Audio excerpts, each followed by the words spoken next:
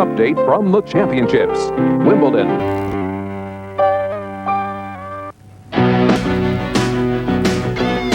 Day 8, and Steffi leads the ladies onward. This champion perhaps sensing that she can't be stopped. Capriati dreaming of glory on the grass. Gabby looking to recapture Grand Slam greatness. Martina has looked the part of a 9-time champion. Young at heart, she continues to celebrate on center court.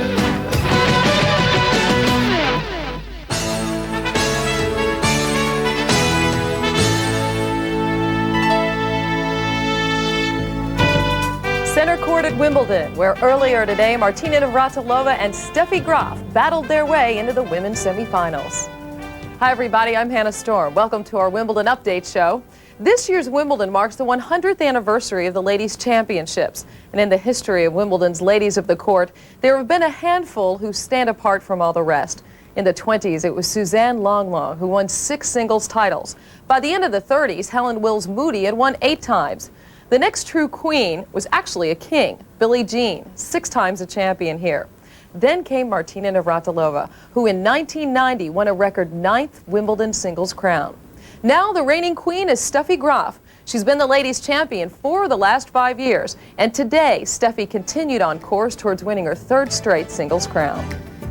Today on center court, Steffi played Jennifer Capriati in the ladies' quarterfinals. As the match unfolded, it looked like Capriati was on form to repeat her Olympic victory over Graf, the only time that she had defeated her. If Capriati was to get past Steffi, it would be her power that would make the difference. But surviving a set point at 5-3 down in the first, Graf summoned a champion spirit, and the match began to turn her way. Where spirit left off, skill took over.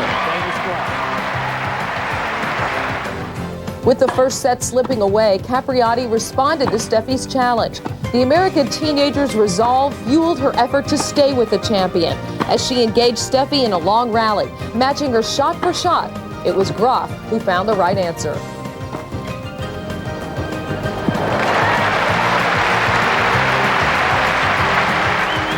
The first set, and as it turned out, the match, hinged on a tiebreak won by Graf, who then finished off Capriati, overwhelming her in the second set, 6-1.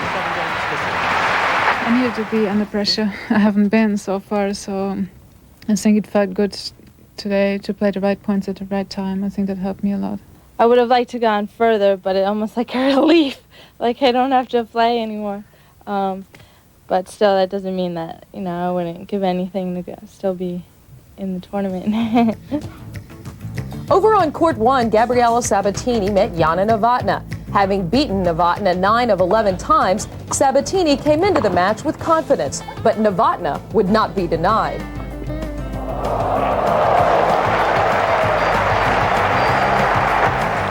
She ignored her dismal past history against Sabatini and aggressively took charge.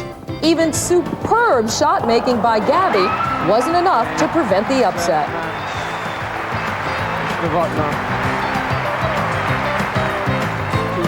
Conchita Martinez continued her surprising run into the semis with a straight sets victory. And Martina Navratilova took center court to face Natalia Zvereva. The skills that have earned Martina 9 Wimbledon titles seem to always be at hand for her when she plays here. Today, all of those skills were in evidence.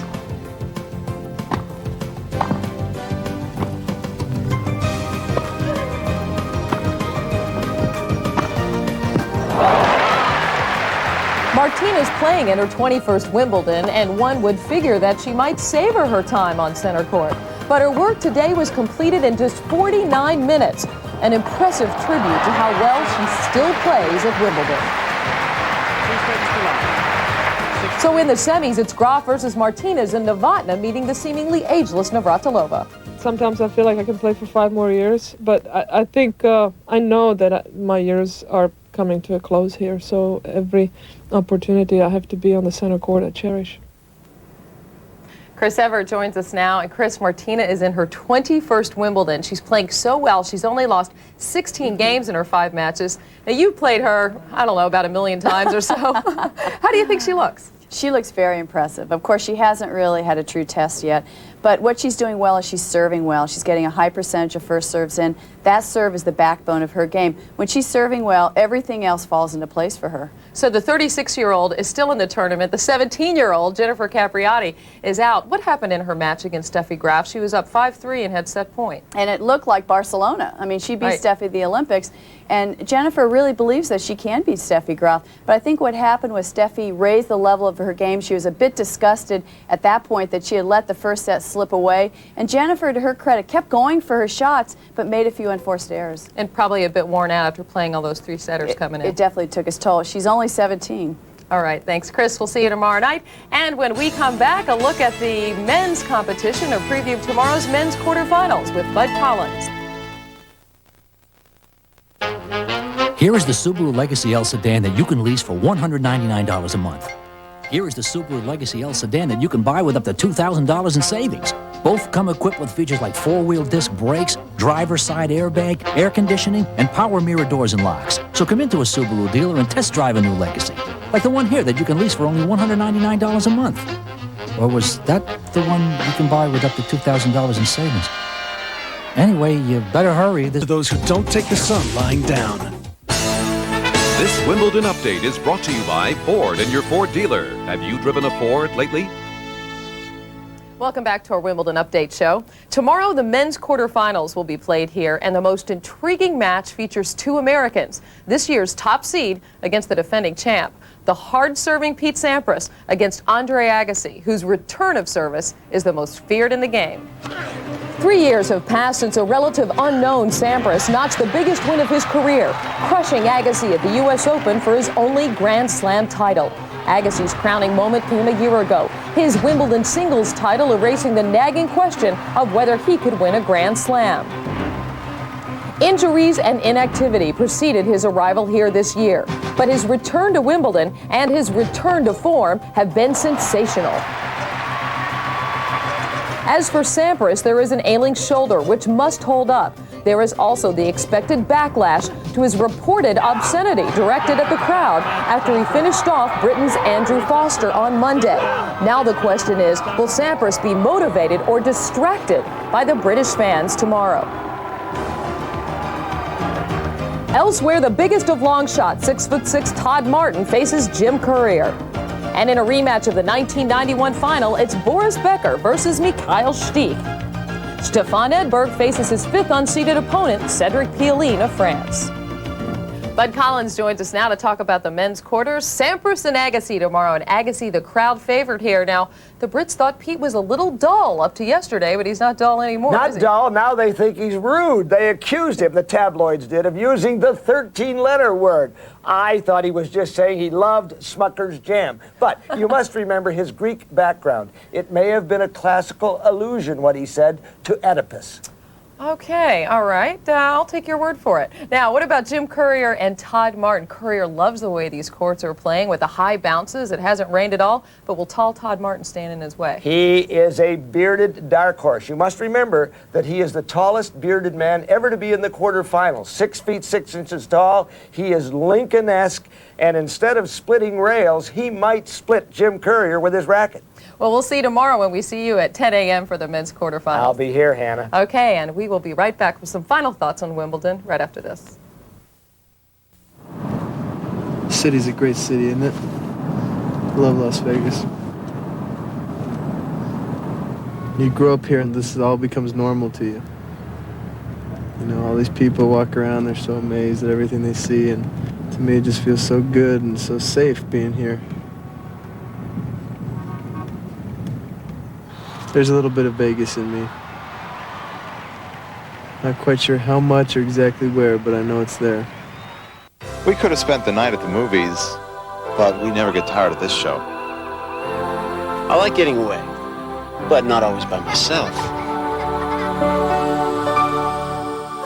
Find out why more people are finding themselves in a Ford Explorer than any other vehicle in its class. The world's just too big to be left unexplored. Find yourself in an explorer. Trying to save pennies per call with another 800 service, a package delivery company can lose 17,000 calls a month. At $12 a call, they could lose a bundle. One of the 800 reasons to choose AT&T 800 service, the best in the business. Trying to save pennies per call with another 800 service, a furniture company can lose 66 calls a year. At $200 a call, they could lose an arm and a leg. One of the 800 reasons to choose AT&T 800 service, the best in the business. Wednesday, bizarre new clues in a real-life murder mystery. We had uncovered a human skeleton. You could be the link to catching the killer on Unsolved Mysteries.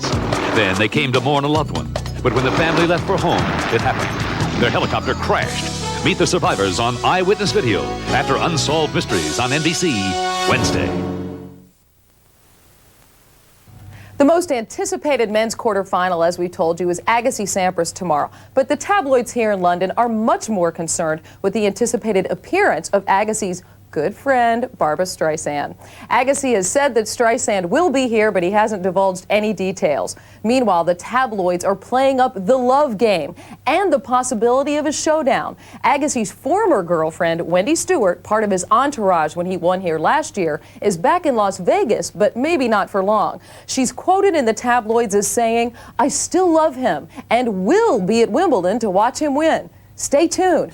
This is the kind of hard-hitting journalism we love.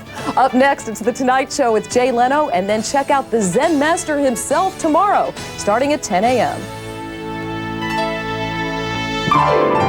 The great masters defined civilization in Europe. Now we're defining it on the way there. United to Europe. Come fly the airline that's uniting the world. Come fly the friendly skies.